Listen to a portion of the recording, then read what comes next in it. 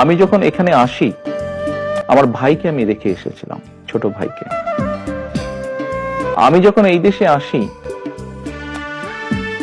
আমার সুস্থ মাকে আমি রেখে এসেছিলাম। একটি ঘর রেখে এসেছিলাম, যেই ঘরে আমি এবং আমার ছোট ভাই বড় হয়েছি, যেই ঘরে আমার বাবার স্মৃতি ছিল, যেই ঘরে